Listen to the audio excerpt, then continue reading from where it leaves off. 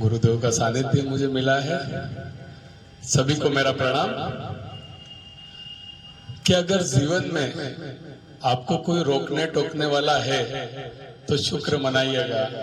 कि अगर जीवन में आपको कोई रोकने टोकने वाला है तो शुक्र मनाइएगा, क्योंकि बिना माली के बाग अक्सर उजड़ जाया करते हैं। एक बहुत सुंदर कहानी, एक छोटा बच्चा होता है, वो अपने पिता से कहता है कि पिताजी खुश रहने का क्या सीक्रेट है, थोड़ा इसके बारे में मुझे बताइए कि खुश रहने का सीक्रेट क्या है। पिताजी बोलते हैं यार बहुत बचपने में तूने बहुत भारी सवाल कर लिया है, बहुत बड़ा सवाल कर लिया है। तो उसको बाहर ले जाते हैं और पहाड़ी पर एक बहुत आलीशान महल रहता है, वो दिखाते हैं और बोलते हैं कि वहां पर एक बहुत बुद्धिमान व्यक्ति रहते हैं, वही तुम्हें इस बात का जवाब दे सकते हैं कि खुश रहने का क्या सीक्रेट है। तो बच्चा बोलता है ठीक है, तो आप मुझे आज्ञा दीजिए कि मैं वहां जाऊं और उन बुद्धिमान व्यक्ति से मिलूं और इस बात को जान पाऊं, समझ पाऊं। पिताजी उसे आज्ञा देते हैं कि जा बेटा, सुन क्या, समझ क्या, पूछ क्या। बच्चा वहां जाता है, पहाड़ वहाड़ चढ़ के जैसे तैसे वहां तक पहुंचता है, देखता है बहुत आलीशान महल बना हुआ है, बहुत शानदार महल बना हुआ है, देख के अभिभूत हो जाता है वो। फिर वहां वो किसी से पूछता है कि वो बुद्धिमान व्यक्ति कहाँ मिलेंगे, मुझे कुछ पूछना है। तो बताते हैं कि वहां आगे दरबार लगा हुआ है, वहां आप जाके उनसे मिल सकते हैं। दरबार में जाके देखता है बच्चा तो बहुत सारे व्यापारी और कई लोग बैठे रहते हैं जो अपनी अपनी समस्याएं लेकर वहां आते हैं। कोई घर परिवार की समस्या लेके आता है, कोई बिजनेस की समस्या लेके आता है, सब लोग अपनी अपनी समस्याएं पूछ रहे होते हैं। बच्चा भी वहीं लाइन में बैठ जाता है। सबका नंबर आने के बाद बच्चे का भी नंबर आता है, तो बच्चा उन बुद्धिमान व्यक्ति से पूछता है, उनसे बोलता है कि मेरे फादर ने आपके बारे में बताया है कि आप मेरे सवाल का जवाब देंगे। तो व्यक्ति जो होता है वो बोलता है बिल्कुल पूछिए, क्या पूछना है आपको। पूछता है खुश रहने का सीक्रेट क्या है, मुझे ये जानना है। तो बुद्धिमान व्यक्ति थोड़े मुस्कुरा देते हैं और वो भी वही बात बोलते हैं कि बहुत छोटी उम्र में तुमने बहुत भारी सवाल कर लिया है, ठीक है मैं इसका जवाब दूंगा। एक काम करो, अब आए हो तो पहले देखो तो सही कि मेरा महल कैसा है, मैं कैसे जीता हूँ, एक बार उसको पूरा मुआयना करके आओ। पर एक शर्त रहेगी, जब आप महल देखने जाओगे, घूमने जाओगे, मुआयना करने जाओगे, तो एक चम्मच आपके मुंह में रहेगी और उसमें मैं 2 बूंद तेल की डालूंगा। आपको ध्यान रखना है कि वो तेल छलके ना, और आपको महल घूम के आना है, ठीक है। बच्चा चम्मच मुंह में लेता है तेल डाले हुई और महल घूमने निकल जाता है। घुमावदार सीढ़ियों से जैसे तैसे बचते बचाते कि तेल छलके ना, घूमते फिरते वापस आता है। तो वही बुद्धिमान व्यक्ति उनसे पूछते हैं कि बताओ कैसा लगा महल, कैसी लगी हमारी लाइब्रेरी, कैसे लगे हमारे बड़े बड़े बगीचे, कैसे लगे हमारे झूमर बड़े बड़े, कैसी लगी हमारी नक्काशियां, खूबसूरती। तो बच्चा बोला मैंने तो कुछ देखा ही नहीं, मेरा ध्यान तो वो तेल न छलक जाए उसके ऊपर था, मैं तो जैसे तैसे घूम के यहाँ तक आ गया। तो बुद्धिमान व्यक्ति बोलता है अच्छा ऐसा है क्या, तो एक काम करो, अब वापस से जाओ और फिर से ये सारी चीजें जो मैंने बताई इनको देख के आओ, पर शर्त वही रहेगी कि तेल छलके ना, ठीक है। अब इस बार बच्चा निकलता है और देखता जाता है कि वाह कितने बढ़िया बाग बगीचे हैं, कितना अच्छा झूमर है, कितनी अच्छी नक्काशियां, कितना सुंदर महल है। ये सब देखते देखते वो घूमते फिरते वापस आता है और बुद्धिमान व्यक्ति के सामने आके खड़ा हो जाता है। उनका कैसा लगा, बोलो बहुत जबरदस्त है, कितना सुंदर महल है आपका, मेरी तो इच्छा हो रही है कि मेरा जीवन यही निकल जाए और मैं यहीं रह जाऊं, और ऐसा वैसा सब बातें बोलता है। फिर वो पूछते हैं महात्मा जी, जो बुद्धिमान व्यक्ति है, कि ये तुम्हारी चम्मच का तेल कहाँ गया। बोले अरे इस पे तो मेरा ध्यान ही नहीं रहा, मैं इतना आकर्षित हो गया उन चीजों के प्रति कि तेल कब छलक गया मुझे पता ही नहीं लगा। तो बोले बस यही तुम्हारे सवाल का जवाब है। बोले मैं समझा नहीं, कैसे। बोले जब हम जीवन में भी है ना अपना घर परिवार, अपने नौकरी सबको बैलेंस कर लेंगे, है ना, बैलेंस कर लेंगे, इट मींस तेल न छलके, तो हमारा यही खुश रहने का सबसे बड़ा सीक्रेट है कि सब चीजों को जीवन में बैलेंस करके चलना आना चाहिए। इस कहानी का यही सार है कि जीवन में जब हम सब चीजें बैलेंसिंग में करने लग जाएंगे तो बहुत खुश रहने लगेंगे, अंदर से ऑटोमेटिकली आपको आत्मीय खुशी मिलने लगेगी। ठीक है, तो इस कहानी से यही हमें शिक्षा मिलती है कि हमें सब चीजों को बैलेंस बना के चलेंगे तो जीवन में कभी भी तकलीफ परेशानियां नहीं आएगी, हम हमेशा खुश रहेंगे, हमेशा पॉजिटिव रहेंगे। ठीक है, चलिए तो अगले प्रयोग में प्रवेश करते हैं। हमारे इस परमानंद मित्र मंडल में आप यहाँ पधारे, हमारे लिए बहुत खुश नसीबी की बात है। चलिए शुरू करेंगे, हम अतिथि का सत्कार करेंगे। हमारे घर परमात्मा पधारे हैं, हम उनका सत्कार करेंगे। शुरू करेंगे।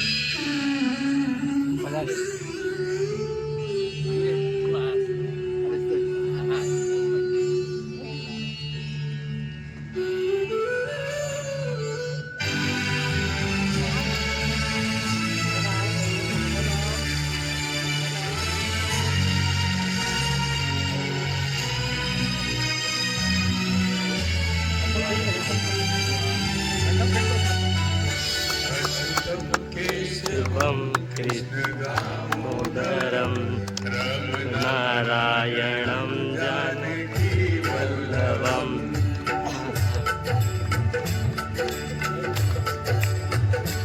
अच्युतं केशवं कृष्णदामोदरं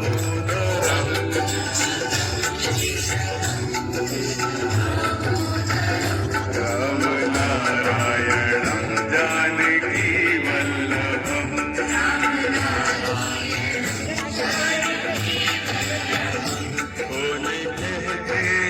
भगवान आते नहीं,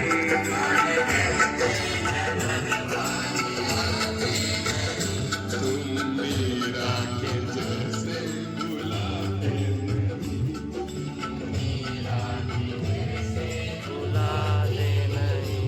अच्युतम केशवम कृष्ण दामोदरम।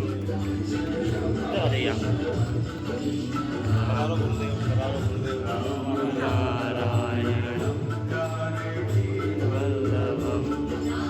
नारायणं।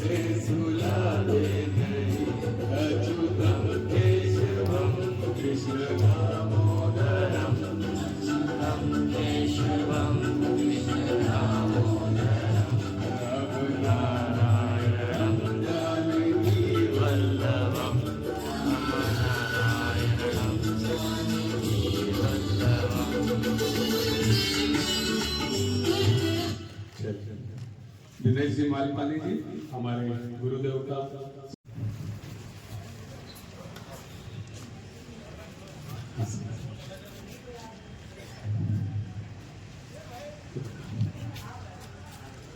हमारे डॉक्टर साहब सब इन्हीं की मेहनत से सब कर रहा है।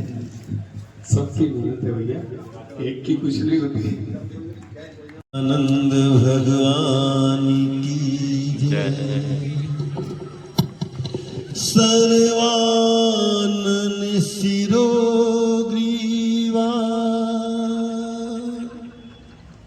सर्वभूत गुहाशया सर्वव्यापी सभगवान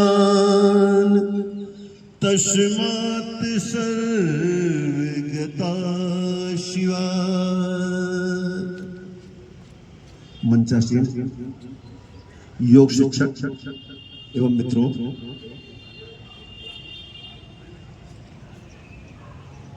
कहते योग भगाए रोग। योग एक ऐसा साधन है जिसके द्वारा बगैर औषधि के हम स्वस्थ जीवन जी सकते हैं। पर अभी हमारे योग शिक्षक जी एक बड़ी सुंदर कथा सुना रहे थे, मुझे भी एक कथा याद आ गई। जटायु कहता है कि मैं जानता था कि मैं रावण को परास्त नहीं कर सकता, मेरी मृत्यु हो जाएगी, पर फिर भी मैं लड़ा। यदि न लड़ता तो संसार मुझे कायर कहता। जब रावण ने जटायु के पंख काट दिए, उसके गले में खड़ घुसेड़ दिया, जटायु के मुंह से रक्त निकल रहा है, मौत सामने आकर खड़ी हुई। जटायु ने मौत को ललकार दिया कि खबरदार मौत, तू मेरे पास नहीं आ सकती। मैं तुझे स्वीकार तो करूंगा, लेकिन जब तक माता सीता की सुधि प्रभु श्री राम को नहीं दे देता, तब तक तू मुझे स्पर्श नहीं कर सकती। मौत खड़ी थर थर कांप रही है, पर जटायु के पास आ नहीं है। ये जटायु को इच्छा मृत्यु का वरदान है। दूसरी तरफ महाभारत में भीष्म पितामह को भी इच्छा मृत्यु का वरदान है। एक तरफ भीष्म पितामह शैया में लेटे हैं, उनके नेत्र से आंसू निकल रहे हैं, सामने भगवान श्री कृष्ण खड़े हैं, भगवान श्री कृष्ण मुस्कुरा रहे हैं, भीष्म पितामह रो रहे हैं। दूसरी तरफ जटायु भगवान श्री राम की गोद रूपी सैया में लेटा है, भगवान श्री राम के नेत्र से आंसू निकल रहे हैं और जटायु मुस्कुरा रहा है। ना अंतर? कितना बड़ा अंतर है। एक तरफ भगवान रो रहे हैं, एक तरफ भगवान हंस रहे हैं। एक तरफ भक्त हंस रहा है और एक तरफ भक्त रो रहा है। जानते इसका कारण क्या था कि भीष्म पितामह ने समर्थ होते हुए भी बड़े दरबार में जब द्रौपदी का चीर खींचा जा रहा था तो सर झुकाकर बैठे रहे। चाहते तो दुर्योधन को ललकार देते, दुशासन को ललकार देते, तो किसका साथ था जो चीर के स्पर्श कर लेता। दूसरी तरफ जटायु ने एक स्त्री की सुरक्षा के अपने प्राणों की आहुति दे दी। जहां पर आप दूसरे के हित के लिए अपना सर्वस्व न्यौछावर कर देते हैं, वहां पर भगवान भी भक्त लिए रोते हैं। इसलिए मानस में कहा है कि परहित बस जिन के मन माही, तिनका जग दुर्लभ कछु नाहि। भगवान ने गीता में कहा है, ते प्रापवंत मां में सर्वभूति ते रहता। जिसकी रुचि दूसरे के कल्याण में होती है, दूसरे के हित में होती है, दूसरे भले में होती है, भगवान कह लेता उसके संसार में कुछ भी संभव नहीं है, वो सब पा सकता है। इसलिए मित्रों, जीवन में याद रखना कि कर्म का फल हर व्यक्ति को भोगना पड़ता है, इससे कोई बच नहीं सकता है। इसलिए जीवन में कभी भी निष्कल मत होना। एक बच्चा अपनी मां के पास गया, मां से बोला, मां मुझे ऑफिस में ऐसा काम दिया गया है जिसमें पैसा तो बहुत है, लेकिन मैं निर्णय नहीं कर पा रहा हूं कि काम करूं कि ना करूं। मां ने कहा, बेटा मैं तुम्हारी इतनी पढ़ी लिखी तो नहीं, पर फिर भी मैं सोए जब 5 बजे तुझे जगाने आती हूं तो मैं देखती हूं तू गहरी नींद में सो रहा है। कहीं ऐसा ना हो कि किसी दिन मैं तुम्हें जगाने आऊं और मैं देखूं कि तू सारी रात सोया नहीं, खाली बिस्तर में कड़क दिल रहा है। बेटा कहता है, माँ आई गॉट माई आंसर है, माँ मुझे मेरा उत्तर मिल गया। इसलिए मित्रों, जीवन में कभी भी अनएथिकल मत होना। आपने महाराजा जनक का नाम सुना होगा। एक बार याज्ञवल्क्य जी के पास गए। याज्ञवल्क्य जी बड़े विद्वान और ईश्वर प्राप्त संतों में से थे। याज्ञवल्क्य जी से उन्होंने कहा, भगवान मैं कुछ पूछना चाहता हूं। याज्ञवल्क्य जी ने कहा, पूछे।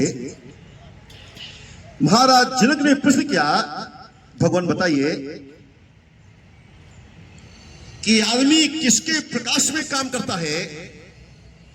याज्ञवल्क्य ने कहा, राजन ये तो बड़ा साधारण प्रश्न है, व्यक्ति सूर्य की रोशनी में काम करता है। बोले, भगवान यदि सूर्य का प्रकाश ना हो, सूर्य अस्त हो गया हो, तो बोले तब व्यक्ति चंद्रमा के प्रकाश में काम करता है।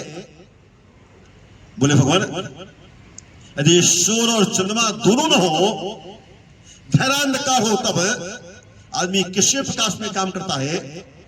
याज्ञवल्क्य ने कहा, तब आदमी आवाज की रोशनी पर चलता है। पूछा, आवाज की रोशनी? बोले, हाँ। अब जंगल में है, कुछ भी दिखाई नहीं देता है, एक आवाज आती है और आप आवाज की दिशा में चल देते हैं।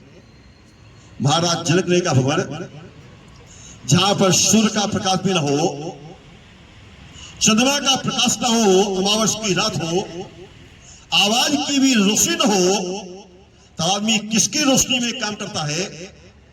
याज्ञवल्क्य जी ने कहा, तब आदमी अपनी आत्मा की रोशनी में काम करता है। आत्मा जिसकी रोशनी होती नहीं है। बड़ी सुंदर बात कही जो मैं आपसे कहने जा रहा हूं। उन्होंने कहा, जो ज्योतियों की ज्योति है, जो हर शरीर के अंदर विद्यमान है, पूरे शरीर को शक्ति दे रही है, तब आदमी उसकी रोशनी में काम करता है। जब जीवन में कभी भी ऐसा समय आए कि आप निर्णय न कर पाए कि मुझे करना चाहिए कि नहीं करना चाहिए, तो आप देखें कि आपको अपने अंदर आत्मा से आवाज आती है। और जो व्यक्ति अपनी आत्मा की आवाज को सुनकर काम करता है, वो जीवन में कभी अनएथिकल नहीं होता है, क्योंकि कर्म का फल भोगना पड़ेगा। एक व्यक्ति मालिक था, पता नहीं किस बात में गुस्सा था, उसने अपने मैनेजर के एक लपेटा मारा। मैनेजर उसका नौकर था, बेचारा क्या करता, घर में आया, क्रोध में था, उसने अपना क्रोध पत्नी पर निकाला, पत्नी के एक लपेटा दिया। पत्नी को बड़ा बुरा लगा, बेचारी रोने लगी। बड़ा क्रोध था, उसने बड़े बेटे के लपेटा मारा। बड़े बेटे का बस ना मां में था ना पिता में था, तो उसने हंसते हुए पास में जो छोटा भाई बैठा था उसके एक लपेटा मारा। अब छोटा भाई ना बड़े से कह सकता था, ना पिता से ना मां से। क्रोध में घर के बाहर निकला, एक कुत्ता जा रहा था, उसने कुत्ते के खींच कर लात मारी। कुत्ता रोता हुआ भगा और एक व्यक्ति ठेलता जा उसके पैर में काट लिया। और जानते हैं जिसके पैर में काटा वो कौन व्यक्ति था? वो वही मालिक था जिसने अपने मैनेजर के लपेटा मारा था। इसलिए ध्यान रखना कि उसके न्याय में 0.00% की भी मिस्टेक नहीं होती है। हम कहते हैं कि कुछ नहीं होता है, पर भाई ध्यान रखना, कर्म का फल हर एक को भोगना पड़ता है। एक छोटी सी बात और याद आ गई। जीवन में महाभारत है और रामचरितमानस दो ऐसे ग्रंथ हैं जिससे मैं बहुत प्रभावित हूं और अक्सर इनकी चर्चा करता हूं। ज्यादातर माताएं आती हैं, 60-70% पुरुष भी आते हैं, चर्चा करते हैं, महाराज क्या बताएं, आदमी निकम्मा मिल गया, बेटे भी नालायक निकल गए, पति भी कभी कभी ऐसी शिकायत करते हैं। पर आप विचार करिएगा कि महाराज जनक की बेटी सीता एक एक बात से सीखने को है। महाराज जनक की बेटी सीता ब्याह कहां हुआ? महाराज दशरथ अयोध्या के राजा है, विवाह किससे हो रहा? जो साक्षात भगवान श्री राम है। आप सोचिएगा कि आप जितनी भी महिलाएं बैठी हैं, अगर सबके दुख को मिला लिया जाए तो भी क्या उसके दुख की बराबरी कोई कर सकता है? मानस का एक पात्र सीखने को मिलता है। भगवान श्री राम वनवास चले गए, भरत जी लौट करके आए। गुरुदेव ने कहा, भरत, पिता के 2 वचन थे, बड़ा भाई विचार का वचन का पालन करके चला गया, अब तुम्हारा नंबर है, तुम राज्य को स्वीकार करो। भरत जी ने राज्य को स्वीकार नहीं किया। भरत जी कहते, गुरुदेव आप कहते हो मेरे पिता की बुद्धि श्रेष्ठ थी, पर मुझे शिष्य है, जीवन भर मेरे पिता की बुद्धि श्रेष्ठ नहीं होगी, पर मुझे संशय है कि मृत्यु के समय मेरी पिता की बुद्धि श्रेष्ठ थी। मुझे लगता है कि मरण काल विधिमति हर लीनी, कि मृत्यु के समय में विधाता ने मेरे पिता की बुद्धि को हल लिया था। नहीं तो मेरे पिता से जब मेरी मां ने कहा कि मुझे वचन दो, जो आपने दिया था उसे पूरा करो, तो मेरे पिता को कहना चाहिए था कि राम को राज का वचन तो मैं पहले दे चुका, आप ही के द्वारा तो गुरुदेव मेरे पिता ने राम के पास भेजी थी कि उनका राज्याभिषेक होगा, तो कैकेयी को दिया वचन वचन हो गया, राम को दिया वचन वचन नहीं है। गुरुदेव वशिष्ठ ने कहा, भरत, यदि मैं कहूं कि तुम राज स्वीकार करो तो भी मेरी बात नहीं मानोगे। भरत ने कहा, गुरुदेव राज स्वीकार तो कर लूंगा, पर ध्यान रखिएगा, यदि मैं राज स्वीकार करूंगा तो पृथ्वी रसातल में चली जाएगी। हम ही राज हट दे हो जब ही, धरा रसातल जय है तब ही। गुरुदेव वशिष्ठ आश्चर्य से देख लेंगे, भरत, हेड़ा कश्यप हुआ, हेड़ा छुआ, पृथ्वी रसातल में नहीं गई, रावण हुआ, कुंभकर्ण हुआ, पृथ्वी रसातल में नहीं हुई, और तुम राज स्वीकार कर लोगे, पृथ्वी रसातल में चली जाएगी। भरत जी ने कहा, गुरुदेव, बोले क्यों? बोले क्योंकि पृथ्वी जानती है कि हेड़ा कश्यप हेड़ा असुर है, रावण कुंभकर्ण राक्षस है। अगर राम का भाई भी वही काम करेगा जो हिरणा कश्यप हिरणाक्ष कर रहे थे, जो रावण कुंभकर्ण कहेंगे, तो पृथ्वी रसातल सोचेगी कि जब राम का भाई भी असुरों का काम कर रहा तो सतल में चला जाना चाहिए। इसलिए मानस कहते हैं कि परहित बस जिनके मन माही, तिनका जग दुर्लभ कछु नाहि। यहां पर आप देखिए कि राम ने भरत के लिए राज्य का त्याग किया, भरत ने राम के लिए राज्य का त्याग कर दिया। लक्ष्मण भाई के साथ राज्य का सुख छोड़ करके वनवास चले गए। तो आज हम सब लोगों ने ईश्वर के रूप पूछते क्यों? कि दूसरे के हित के लिए जो प्राणों की आहुति दे देता है वही जीवन को सार्थक करता है। यदि हम लोग भी अपने जीवन में अपने स्वाद को हटा देंगे और संसार के हित लिए जिएंगे, तभी हमारे जीवन में सच्ची शांति आएगी। जब तक अपने स्वार्थ में जिएंगे तो धन संपत्ति बेईमानी से कमा तो सकते हैं, पर मन की शांति सच्चा सुख कभी नहीं आएगा। बोलिए सच्चिदानंद भगवान की जय। एक बार जोरदार तालियों से अभिवादन करेंगे गुरुदेव का। बहुत बहुत धन्यवाद गुरुदेव को हमें आशीर्वचन देने के लिए, हमें मार्ग दिखाने के लिए।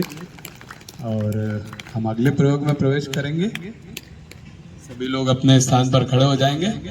जबरदस्त हेल्प करेगी, ये आपकी लंग कैपेसिटी को बढ़ाएगी, और जब आपकी लंग कैपेसिटी बढ़ेगी आपके अंदर ऑक्सीजन सैचुरेशन बढ़ेगा, आपके लंग का फाइब्रोसिस खुल जाएगा, तो आप और अच्छी स्पीड से दौड़ पाएंगे, आपका स्टेमिना बढ़ जाएगा। कहते हैं ना, बहुत सारे बच्चे मेरे पास आते हैं कि स्टेमिना बढ़ाने की दवाई दीजिए आप, कि हमारा ऑक्सीजन बढ़ जाए, हम ज्यादा देर दौड़ पाए, ज्यादा देर लड़ पाए, सब कुछ। तो देखिए, स्टेमिना बढ़ाने की इससे जबरदस्त एक्सरसाइज आपको नहीं मिलेगी। इसको करने का थोड़ा सा तरीका हम सीख लेते हैं। सबसे पहले हमें अपने पाँव बैलेंस में रखना होंगे। हमारे पाँव के बीच में जो दूरी होगी वो शोल्डर बराबर होगी। देखिए, शोल्डर में कितनी दूरी है, उतनी दूरी अपने पाँव में होंगी, और एड़ी और पंजे रेल की पटरी की तरह सीधे होंगे, बिल्कुल सीधे एड़ी और पंजे, और दोनों पाँव पे बराबर वजन आना चाहिए। इस पाँव पे, इस पाँव। सांस बाहर फेंकना है, मुंह से सांस नहीं लेना है इसमें। जो लोगों को तकलीफ नहीं है, जो थोड़ा जंप कर सकते हैं, केवल आधा इंच जंप करना है। एड़ी पंजा एक साथ उठेगा, एक साथ नीचे आएगा, सांस को बाहर फेंकेंगे, इस तरह से एक बार देखेंगे।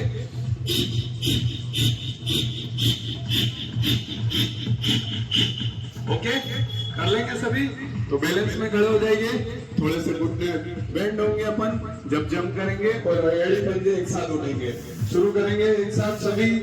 1 2 3, लंबे गहरी सांस, स्टार्ट।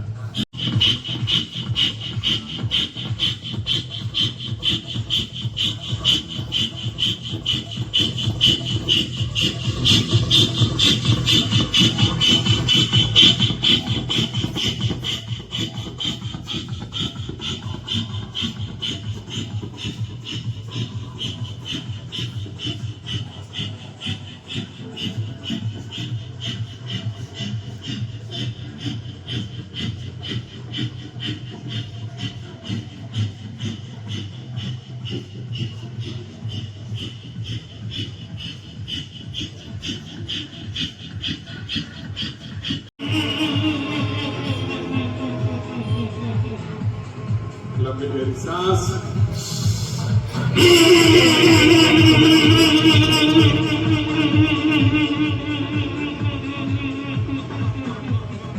सभी लोग बैलेंस में खड़े होंगे, कोई भी टेढ़ा एक पांव पे नहीं खड़ा होगा। भैया आपका बैलेंस सही नहीं है, बैलेंस के लिए पंजे और एड़ी सीधे कीजिए, सीधे कीजिए। एड़ी पंजा एक सीध में आएगा। वापस से लंबी गहरी सांस शुरू करेंगे।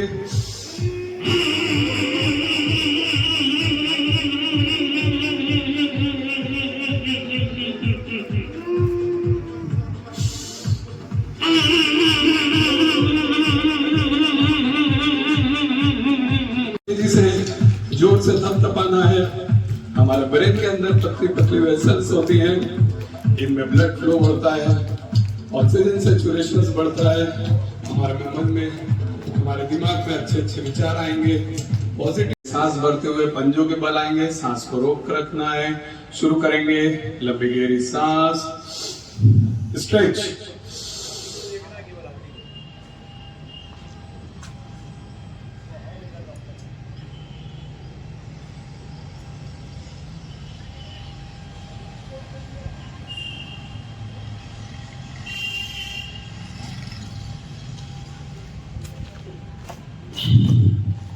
एक बार वापस करेंगे, लंबी गहरी सांस भरना है, सांस को रोक के रखना है, पंजों के बल आना है, लंबी गहरी सांस, स्ट्रेच।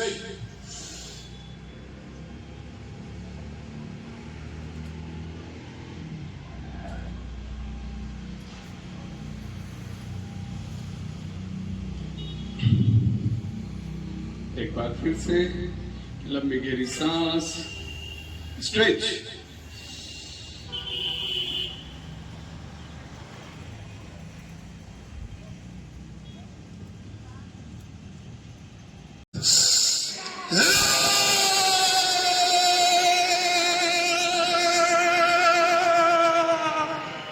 पूरी ताकत झोंक देंगे, पूरी बॉडी को कॉन्ट्रैक्ट करेंगे। लंबी गहरी सांस,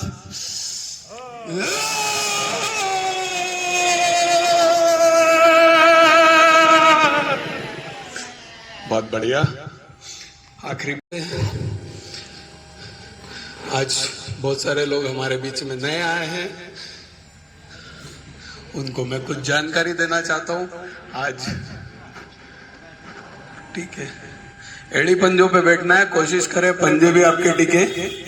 आज जो नए लोग आए हैं उनके लिए भी कुछ विशेष बातें हैं। हमारे यहाँ पर अदृश्य नाश्ता का भी हर रविवार आयोजन रखा जाता है। अदृश्य नाश्ता सुन के आप लोगों को लग रहा होगा कि कहीं का ये खाली थाली हमें ना दे दे और बोले कि सोच सोच के खाओ, है ना। ऐसा नहीं। अदृश्य नाश्ता का मतलब है हमारे शरीर के भीतर की अदृश्य शक्तियों को जगाने वाला नाश्ता। आप यहाँ देखेंगे हमारे यहाँ 15 से 16 तरह के आइटम हैं जो हमारे शरीर के भीतर की अदृश्य शक्तियों को जगाएंगे। पता है ईश्वर ने हमें बहुत सारी शक्तियां देके इस पृथ्वी पर भेजा है, लेकिन हमें मालूम ही नहीं कि वो जागेंगी कैसे। पता है आपको कितनी शक्ति है हमारे भीतर? कितनी शक्तियां, कितनी मशीनें ऐसी हैं हमारे भीतर जो इंसान आज तक नहीं बना पाया, है ना। आज भी हमें किसी को खून की जरूरत होती है तो हमें ही खून देना पड़ता है। क्यों? इंसान ने इतनी तरक्की कर ली, खून नहीं बना पाया, है ना। पर हमारे शरीर के अंदर कितनी अच्छी मशीन लग रही है कि वो खून बना देती है। तो सोचिए, ऐसी कितनी अद्भुत मशीनें हमारे शरीर में लगी हुई है और इसके साथ साथ ऐसी कई अद्भुत शक्तियां हमारे भीतर है, लेकिन हमें पता ही नहीं कि वो एक्टिवेट कैसे होंगी, है ना। हम सब लोग इस पृथ्वी पर आते हैं और वापस मर के ऊपर चले जाते हैं। ऊपर अपना चेकिंग होता है तो मालूम पड़ता है, अरे तो ऐसा कैसा वापस आ गया, शक्तियां तो यूज ही नहीं करी इसने, पेटी पैक वापस आ गया, है ना। भगवान सोच के हंसते होंगे हमारे ऊपर कि यार इतना कुछ डाल के भेजा था इसको धरती पे और ये ऐसा कैसा वापस आ गया, अपना समय केवल और केवल सोच में ही बिता दिया। तो जी हाँ दोस्तों, जैसे हमें पता होता है कि हम कोई गाड़ी लेके आते हैं, 4 व्हीलर लेके आते हैं, तो हमें पता होता है कि उसके अंदर केवल पेट्रोल डालना है। हम कभी उसमें घासलेट या डीजल नहीं डालते, है ना, क्योंकि उस पर लिखा है इसमें पेट्रोल ही डालना है। तो उसी तरह हमारे शरीर के भीतर जो अदृश्य शक्तियां हैं, उसका फ्यूल क्या है हमें मालूम होना चाहिए, है ना। उसको क्या क्या अच्छा लग सकता है जिससे हमारी वो शक्तियां, वो ताकतें एक्टिवेट हो। तो ये एल्कलाइन नाश्ता है जिसमें करीब 15 तरह के आइटम है। जब आप खाएंगे, रेगुलर इसका सेवन करेंगे, तो आप देखेंगे आपके भीतर कितना जबरदस्त परिवर्तन हो रहा है, कितनी ऊर्जा, कितनी चेतना आपके अंदर आ रही है। ठीक है, सब कुछ यहाँ पर है। अगर आपने अपने अनकॉन्शियस ब्रेन को एक्टिवेट कर लिया तो आप सब कुछ पा सकते हैं। ये छोटे मोटे लक्ष्य जो आपके हैं, ये तो आपके अंदर आके घुसेंगे, उसकी मजबूरी हो जाएगी। ठीक है, आपको लक्ष्य की तरफ नहीं दौड़ना है, लक्ष्य आपकी तरफ दौड़ेगा, आप भागोगे तो भी आपको पकड़ लेगा वो। क्यों?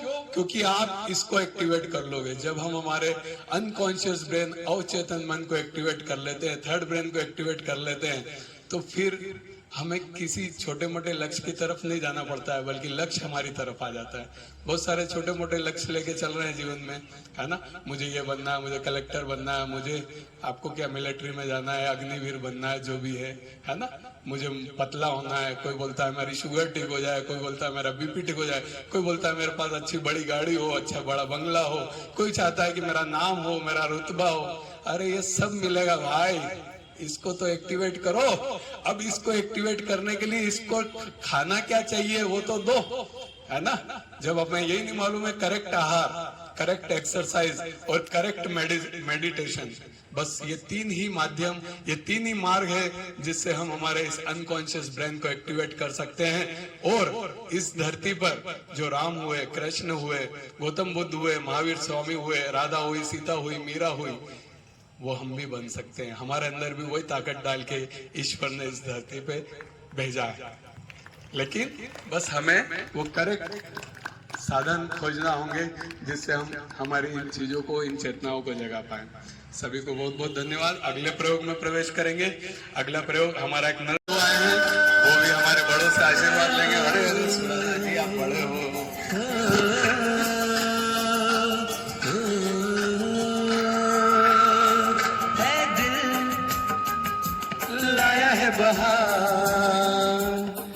अपनों को क्या कहना।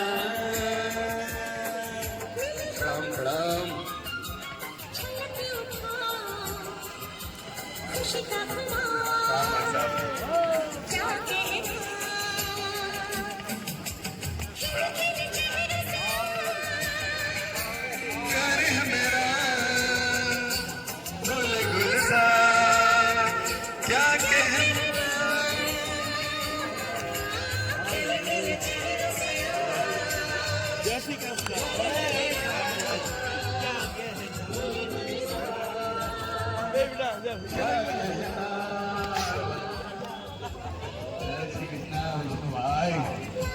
भाई क्या बात है, मोटी जर्सी को काम कर रहे हो आप तो। आइए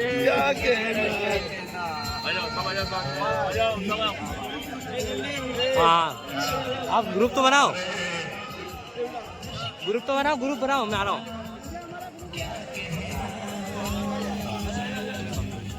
अरे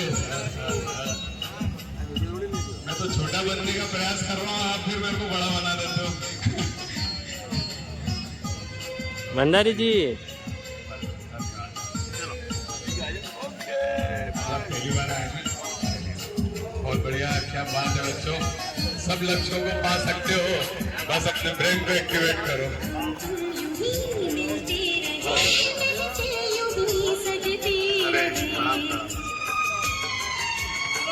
बस प्यार की यही एक धुन हर सुबह शाम बजती रहे।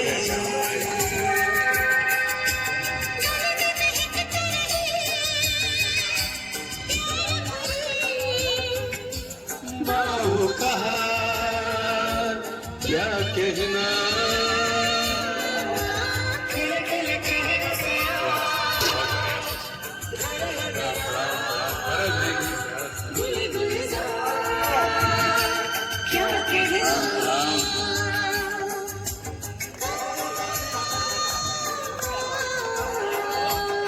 क्या बात है। नाश्ता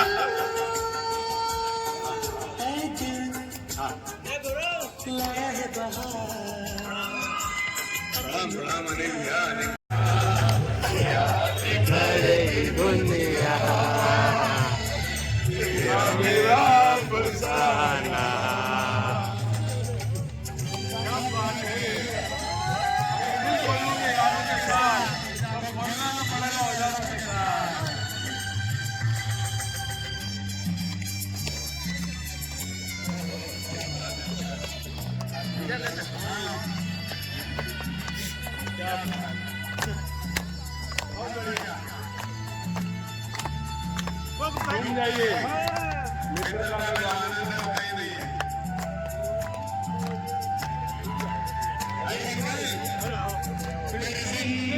सवारी मुझको गले लगा के लगा दिया पलक में आग से उठा के।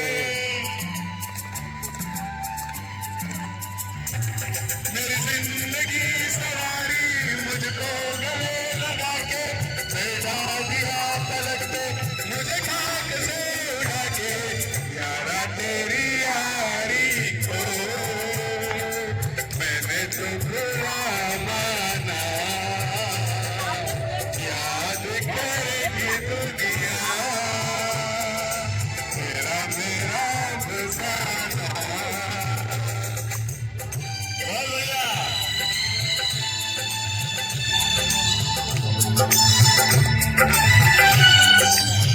मुझमें राम तुझमें राम सब में राम समाया है, चलो प्यार जगत में सबसे कोई नहीं पराया है।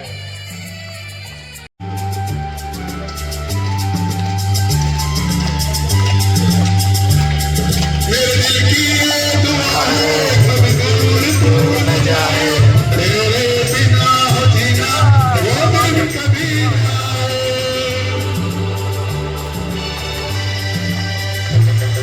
मेरे दिल की ये दुआ है कभी दूर तू न जाए, तेरे बिना हो जीना वो दिन कभी ना आए।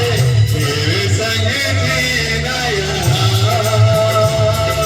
तेरे संग मर जाना, याद करेगी दुनिया तेरा मेरा अफसाना। तेरे जैसा यार कहाँ है सयाराना, याद करेगी दुनिया तेरा मेरा अफसाना। चलिए आप यहाँ आ जाइए,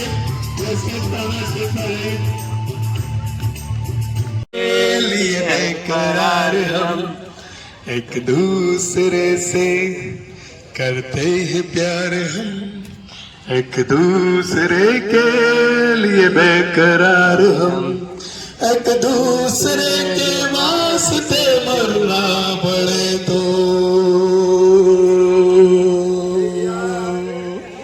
है तैयार हम, है तैयार हम। चलिए सूर्यनारायण पूरे भाव से धन्यवाद देंगे, इस सुंदर जीवन के प्रति धन्यवाद से भरे होंगे। ऊर्जा के स्रोत सूर्य नारायण प्रभु को धन्यवाद देंगे। और मिलकर प्रार्थना गाएंगे। प्रातः के समय हम सूर्य देवता का आह्वान करते हैं कि है सूर्य देवता, हमें भी आप जैसा तेजस्वी ओजस्वी बना दे, 24 घंटे काम करने की शक्ति प्रदान करे, हमारी वाणी से किसी का मन न दुखे, कैसी हमें वाणी दे। समस्त सूर्य देव नमस्कार।